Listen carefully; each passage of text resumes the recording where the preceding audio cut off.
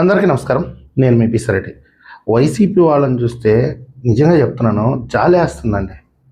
ఎక్కడ శంకుస్థాపన జరగని, ఎక్కడ ప్రారంభోత్సవం జరగని ఆ ఫోటోలు 4 పెట్టుకోవటం, జగన్మోహన్ రెడ్డి గారి ఏఈ ఫోటోలు ఒక 2 పెట్టుకోవటం, ఇది క్రెడిట్ చోరీ. ఇది జగనన్న ఎప్పుడో తెచ్చేసాడు. ఇప్పుడు చంద్రబాబు నాయుడు గారు క్రెడిట్ చోరీ చేస్తున్నాడు. నిజంగా జాలేస్తుంది. ఈ పిచ్చి కాస్త ముదిరిపోయి ఎవడన్నా బాగా బతుకుతుంటే వాడే మా నాయన అని చెప్పి వాడి ఇంటికి వెళ్తారేమో. వెళ్ళొచ్చు. జగన్మోహన్ రెడ్డి ఏమో రాష్ట్రాన్ని గాలికి వదిలేశాడు. పార్టీనిలే రాష్ట్రాన్ని వదిలేయటం నిజంగా చెప్పాలంటే జగన్మోహన్ రెడ్డి గారికి కృతజ్ఞత చెప్పాలి. పార్టీని గాలికి వదిలేశాడు. ఆ పార్టీని ఎవరికి అమ్మాలో వాళ్ళకి అమ్మేశాడు, సొమ్ము చేసుకున్నాడు, కేసుల నుంచి బయటపడిపోయాడు. హాయిగా పోయి బెంగళూరులో రెస్ట్ తీసుకుంటున్నాడు.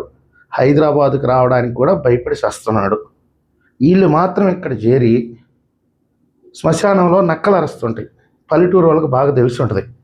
ఆ నక్కల మాదిరిగా ఈ రాష్ట్రంలో ఏ అభివృద్ధి కార్యక్రమం అయినా జరగనివ్వండి, ఏ శంకుస్థాపన జరగనివ్వండి, ఇక కుక్కలు మురిగినట్టు నక్కల ఏడుపులే నిద్రలేస్తే.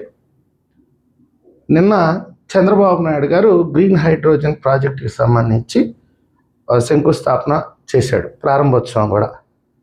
అది జగన్మోహన్ రెడ్డి గారు చేశాడు. ఆల్రెడీ ఆ ప్రాజెక్ట్ తెచ్చిందే జగన్మోహన్ రెడ్డి గారు. అసలు మీకు మా నెల్లూరు అసలు ఒక మాట అంటారు, అది పెద్ద బూత్. అది నేను అలా అనటం లేదు. మీకు అది కాకరకాయ ఏమన్నా తెలుసురా మీకు? అసలుకి మీకు సిగ్గు, శరం, మానవ అభిమానం ఉందా? ఈ గ్రీన్ హైడ్రోజన్ అనేది 2019లో వెలుగులోకి వచ్చింది. అంతకు ముందే జరుగుతుంది, దీని మీద రీసెర్చ్ జరుగుతుంది. డెన్మార్క్లో 2019లో వెలుగులోకి వచ్చింది. ఆ ప్రాజెక్టు కాస్త 2020-2021 నాటికి సెంట్రల్ గవర్నమెంట్ గుర్తించింది. సెంట్రల్ గవర్నమెంట్ గుర్తించిన తర్వాత టెక్నాలజీ షేర్ చేసుకోలేదు. డెన్మార్క్ ఇస్తానన్నది, టెక్నాలజీ ఇస్తాను, నేను కూడా పెట్టుబడులు పెట్టుకుంటాను మీ దేశంలో అని అంటే సెంట్రల్ గవర్నమెంట్ ఒప్పుకోలే. సొంత టెక్నాలజీతో దానికోసంగా దాదాపుగా 50,000 కోట్ల రూపాయలు వెచ్చించి ఈ గ్రీన్ హైడ్రోజన్ వల్ల కలిగే లాభాలేంటి, దాన్ని ఎలా తయారు చేయాలి, దాన్ని ఎలా వినియోగించుకోవాలి, దాదాపుగా 2 ఏళ్ళు పట్టింది. అంటే 2023 జూన్ నాటికి ఆ ప్రాజెక్టు మొత్తం సిద్ధమైంది. ఈ ప్రాజెక్టు ఎలా ఉంటుందంటే, ఇప్పుడు మామూలుగా మనం విద్యుత్తుని స్టోరేజ్ చేసుకోలేం. ఎంత వస్తుందో అంత వాడుకోవాలి, గ్రిడ్కి ఇచ్చేయాలి, ఇక అన్ని రాష్ట్రాలకు వెళ్ళిపోతూ ఉంటుంది. ఎక్కడ కూడా స్టోరేజ్ చేసుకునేదానికి కుదరదు. ఈ గ్రీన్ హైడ్రోజన్ అంటే ఏంటంటే, విద్యుత్తుని తీసుకొచ్చి ఉప్పు నీటితో కానీ ఏదైనా సరే నీళ్ళతో విద్యుదీకరణ చేస్తారు, అంటే ఎలక్ట్రిఫికేషన్ చేస్తారు.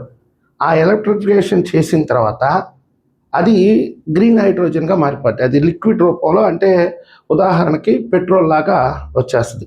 అది ఎక్కువ రోజులు కూడా నిల్వ ఉండదు, ఎక్కువ దూరం కూడా ట్రాన్స్పోర్ట్ చేసేదానికి కుదరదు. అది కదలను కూడా కదలకూడదు. దాంతో ఏం చేస్తారంటే, దానికి సంబంధించినటువంటి జనరేటర్లు నింపుతారు.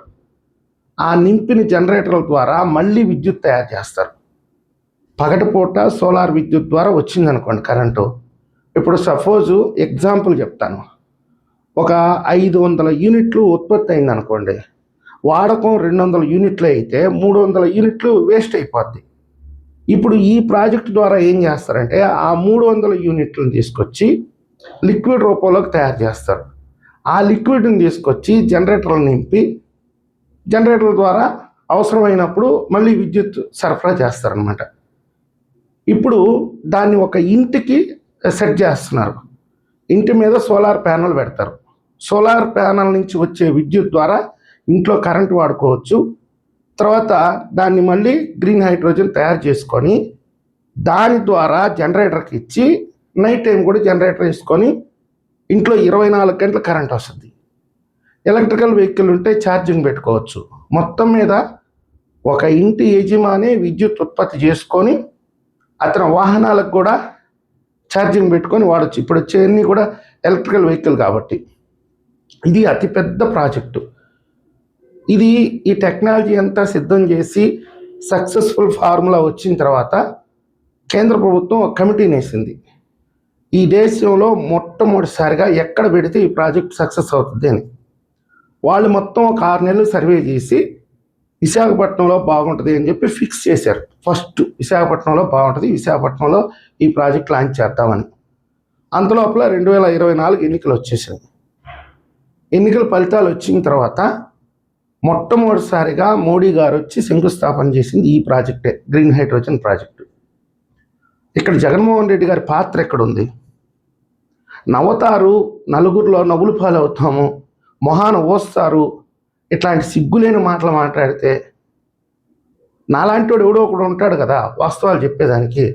ఒకవేళ నాకు వ్యూవర్షిప్ రాకపోవచ్చు, మీరు ప్రజల్ని మాయ చేయొచ్చు, నేను కాదనట్లేదు. ఇప్పుడు నా మాటలు విని ఇంకొక 10 మంది మాట్లాడతారు కదా.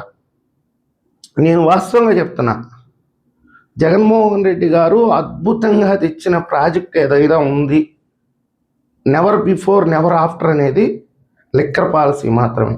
దాదాపుగా 275 కల్తీ బ్రాండ్లు 5 ఏళ్ళు ఆంధ్రప్రదేశ్ ప్రజల నెత్తిన రుద్ది కోట్ల సంపాదించుకోగలిగాడంటే అంతకంటే అద్భుతమైనటువంటి ప్రాజెక్టు దేశ చరిత్రలోనే కాదు, ప్రపంచ చరిత్రలోనే లేదు.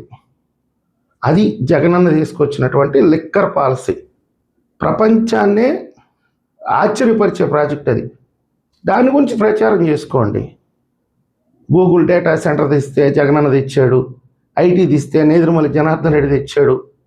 మీ ఇంటి ముందు ఉండే రోడ్లు ఈ ప్రభుత్వం అధికారంలోకి వచ్చిన 6 నెలల తర్వాత వేస్తే జగనన్న వేసాడు, ఇప్పుడు వాటికి రంగులు కొట్టుకుంటున్నారు. ఏం మాట్లాడతారు? నేను ఇందాక చెప్పినట్టుగా పొరపాటుగా కూడా దారిని ఎవడన్నా గొప్పగా పోతా ఉంటే, ఇప్పుడు ఆల్రెడీ మీరు చెప్తున్నారు అల్లు అర్జున్ మా నాయన, చిరంజీవి మా నాయన ఇటు చెప్పుకుంటున్నారు మీరు. దయచేసి ఏంటంటే ఆడవాళ్ళకి గౌరవం ఇవ్వండి, తల్లులకి గౌరవం ఇవ్వండి. దారిని పోయేవాడిని పోయి మా నాయన అని చెప్తే చాలా అసహ్యంగా ఉంటుంది, మీ వంశానికే చెడ్డ పేరు. అదేవిధంగా ఈ దేశంలో ప్రాజెక్టులు వస్తే, ఈ రాష్ట్రంలో ప్రాజెక్టులు తీసుకొస్తుంటే వాటిని జగనన్న తెచ్చాడని నిస్సిగ్గుగా చెప్పుకుంటున్నారంటే మీ పొరుగు పోగొట్టుకుంటున్నారు. జగన్మోహన్ రెడ్డిని చూసైనా నేర్చుకోండి. ప్రశాంతంగా చూడండి ఎలా జీవితాన్ని ఎంజాయ్ చేస్తున్నాడు బెంగళూరులో. దయచేసి కొంచెం బుర్ర పెట్టి ఆలోచించి, మీ పార్టీని ఎప్పుడూ అమ్మేశాడు జగన్మోహన్ రెడ్డి. మీరు ఇక్కడ ఎంత గుంజుకున్నా లాభం లేదు. ఈ వీడియో మీకు నచ్చినట్లయితే లైక్ చేయండి, సబ్స్క్రైబ్ చేయండి. ధన్యవాదాలు.